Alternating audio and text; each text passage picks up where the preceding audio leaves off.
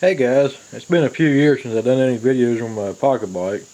This is a 47cc Cagliari 2-stroke, what it is, and we're going to be putting another clutch on it today. In my old video on putting a clutch on there, I used a 3-jaw puller, and I've had a lot of comments on showing how to use a screwdriver and a hammer if you don't have a puller. That way there's actually two methods you can use to remove the clutch. So we're going to look at the other method today.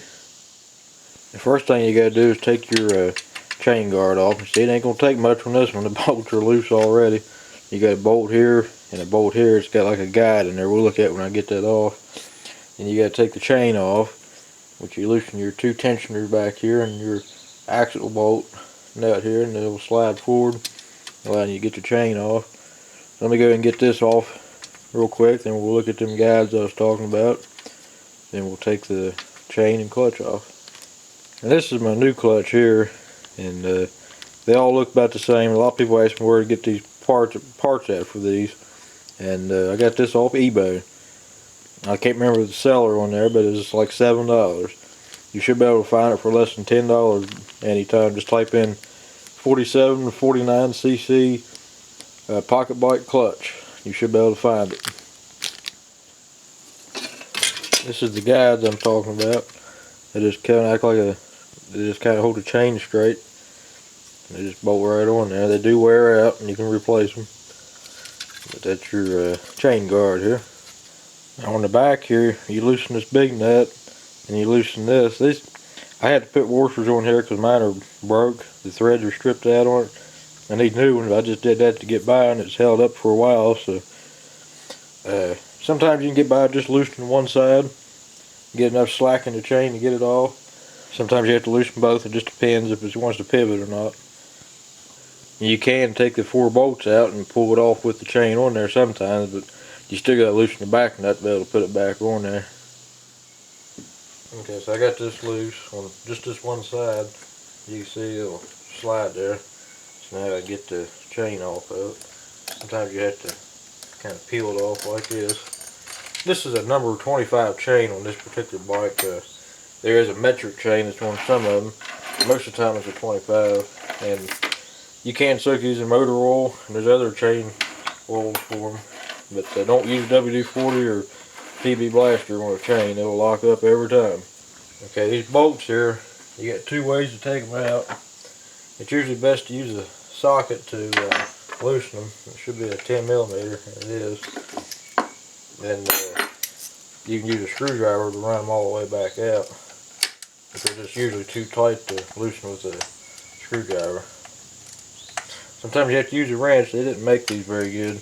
It's hard to get you can't hardly get a socket on all of them. Okay, so there's all 4 bolts, and your whole clutch housing comes off like this. And it's a good time to inspect your sprocket. So this is brand new. I put this on last time I changed the clutch. And you can check your clutch drum. And then make sure that you can't move this. There should be no to just very little play in this. My old one was wore plumb out and didn't want it. The gear was wore out so much, and there was so much play in there you couldn't use it. And you don't have to replace this every time you change your clutch. I'd say probably 10 clutches to one of these, just an estimate there. And this is your clutch here. And the pads still got a little bit of life left on there, but it was slipping quite a bit. And it could be due to the springs on there. It could be a little stiffer springs. Because you got different strength of springs on these things. Real stiff ones will engage at a higher RPM, and a weaker spring will engage at a lower RPM and allow less slipping. So if you're running it in grass, you'll want to find the weaker springs. But if you're running on pavement or racing it, you want the stiffer springs. So these springs actually look a little bit smaller on this one, so this might be a better clutch for what I'm doing. Okay, so what you want to do, you got a 10mm bolt here in the center, and you want to loosen it up. But before you do anything else, I suggest pulling the spark plug wire off your spark plug. Just pull your spark plug wire off the plug, just like this. That way, if you kick this engine over, there's no way it can fire on you. I mean, there's a very slim chance of an engine starting that easy, but you never know. It could hit one time or kick back here and it can hurt you. What you usually have to do, take a screwdriver, kind of wedge it in there, and you can loosen this bolt here. Just like that. It's usually not very tight. And what makes these things so tricky to get off is there's a taper here. Just like a flywheel on a small engine. So if you look at it, it's smaller here and it's bigger on this side. It's tapered all the way through there. And that's what holds it on there. It kind of presses on there and keeps it from spinning on the shafts. Some of these has a keyway in there. If your bike don't have a keyway, which this engine don't have a keyway on the crankshaft, you can use the clutch with or without the clutch key. So if you order one that's got the slot in there, don't worry about it. It's fine. You can use it. But and you should be able to use this type one that has a key on there. You can work it either way. But if it has one, try to get one with it. That way you're doing it right. I mean, okay. Now what you want to do is loosen that bolt. So it's sticking out probably about a 1/4 inch, about like that. Like I was saying at the beginning, there's two methods to pulling this clutch off. The best method is to use a 3-jaw puller. And this is a 3-inch puller. What this is, 3-jaw puller. You can get it wedged in between here. Then you just start tightening this up, and it presses on that centerpiece, and it'll just pop right off, and you're done. If I can find a clip from my other video, I'll put that in here while I'm talking right now. And you can see how it works in action, because it's kind of neat how it works in a way. There's the clutch. But if you don't have one of these and don't want to buy one, I'll show you the other method. I was in the middle of making this video, and I had an idea of making a video on how centrifugal clutches work. So I'll put that in up here. I use this as an example, talking about it. So if you want to learn how the clutch actually works, watch this video up here. And okay, so the next step, since you get the bolt loose, you need to pry under the flywheel against the housing like this. Then a brass hammer is best, but it shouldn't hurt the bolt much. Just gently tap it. See, that's all you got to do. That pops it loose. Then you take the bolt loose. There should be a washer or two on the bolt.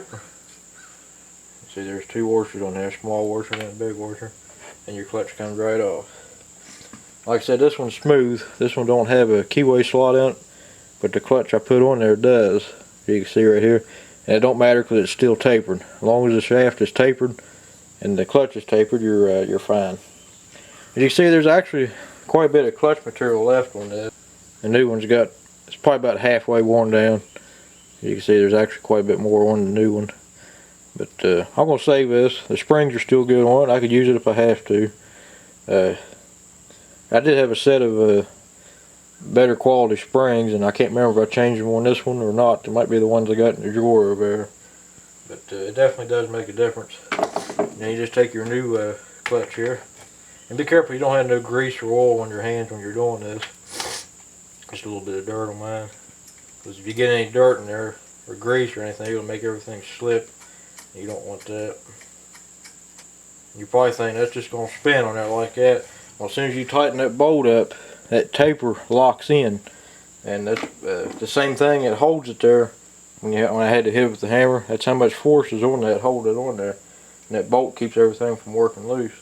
So you want to get it fairly snug when you get it tighten it back up. Don't go crazy with it because it will strip out, and then you probably either have to drill it out or get a new crankshaft for it, and that ain't no fun at all, and you gotta do all that. So let's get it pretty tight here. That's usually about all you gotta do. That should be good to go now. So you just put everything back together in reverse. And you took it apart, put these 4 bolts back in, then snug it with a wrench.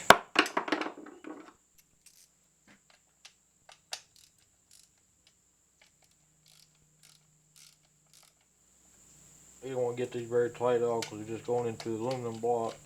Get too tight and they'll strip out. There's no need for it being real tight anyway. It's got to be real snug, keep it from working loose. And we'll put the chain back on it. Okay, it's usually easier to put it on the small sprocket first. And just kind of put it on there like that.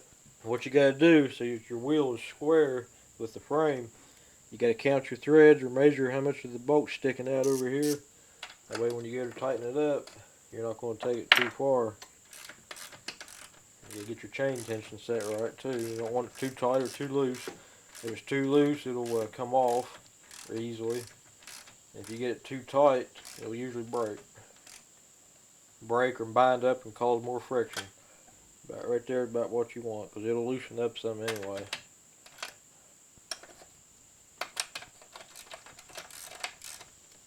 All it does is lock them together so it can't back off. And once you get this set and the other one set so your wheel's square, tighten up this big nut again here on the rear axle. You want to get it pretty tight because that's what holds your rear wheel on. And your wheel bearings and everything's in this in your hub here on the rim, same as the front, which I never had to change them. But it's one of the things that does wear out. You just have to keep an eye on it. You want to get that pretty snug. And after you get it set, just keep an eye on your chain tension. And after you do that, you're ready to put your guard back on. Your two bolts just go through here like that, and you put the nut on the back side, and you're good to go. So, you got any questions or comments, feel free to leave a comment below, and I'll get back to you as soon as I can. If you got any questions about where to find these clutches at and other parts, let me know, and I'll leave you some information there. I put a few links in the description here where I order parts from. Like I said, I get a lot of these clutches and stuff like this off of eBay. It's usually the cheapest. And but yeah. So if you got any questions or comments, feel free to leave a comment below, and we'll catch you on the next video. Thanks for watching.